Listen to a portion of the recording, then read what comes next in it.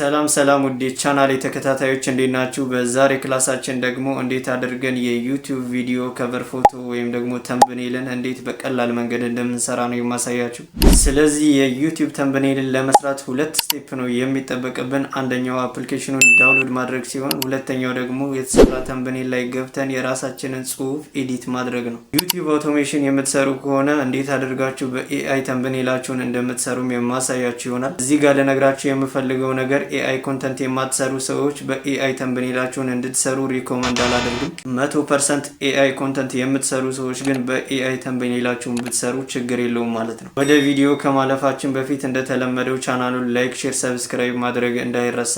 ወደ ቪዲዮ በመጀመሪያ ወደ ፕሌይ ስቶራችን እንገባለን። ከዛም ተምብኔል ሜከር ብለን ሰርች እናደርጋለን። ከዛም እቺን የምታዩትን አፕሊኬሽን ኢንስቴል እንላለን።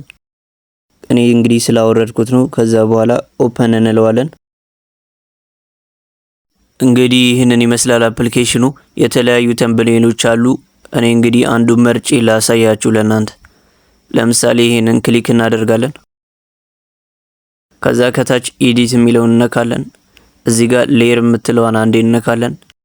ከዛ በምታዩት መልኩ የተለያዩ ቁልፎች አሉ። እያንዳንዱ ላይ መቀየር የምንፈልገውን ብቻ ነው ማንቆልፈው፣ ሌላውን እንቆልፈዋለን። እንግዲህ ላሳያችሁ። ይሄንን ክሊክ እናደርጋለን የምንቀይረውን ጽሁፍ። ከዛ በመቀጠል የምናስገባውን ጽሁፍ የተለያዩ ፎንቶች ያስመርጠናል። ይህ ለእንግሊዘኛ ከሆነ ብቻ ነው የሚሰራው። በመቀጠል አድ ቴክስት የሚለውን እነካለን። ከዛም እንግዲህ ቴክስቱ በምታዩት መልኩ መጥቷል። እሱን ክሊክ አድርገን በምንፈልገው ሳይዝ እናስገባለን። ከዛ ከለሩንም እንደፈለግን እንቀይራለን። በምታዩት መልኩ እንግዲህ መቀየር ትችላላችሁ። ስለዚህ እኔ ሙሉ የሰራውትን አሰራር ላሳያችሁ። በዚህ መልኩ ይሄንን እንደዚህ አድርጌ ሰርቼዋለሁ።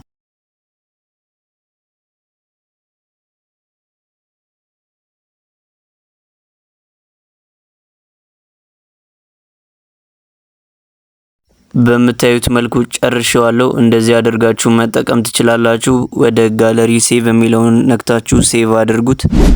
ዩቲዩብ አውቶሜሽን ቻናል ላላችሁ ደግሞ እንዴት እንደምትሰሩ ላሳያችሁ። በመጀመሪያ ወደ ቻት ጂፒቲያችን እንገባለን።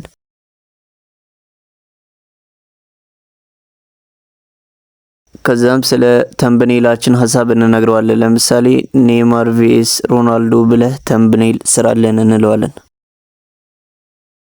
ከዛ በምታዩት መንገድ ሎድ አድርጎ ይሄን የመሰለ ተምብኔል ሰርቶልኛል ማለት ነው። ከኤአይ ነፃ ቻናሎች በዚህ ተምብኔል እንድሰሩ ሪኮመንድ የማላደርጋቸው አብዛኞቹ ከኤአይ ነፃዎች አማርኛ ቻናሎች ናቸው።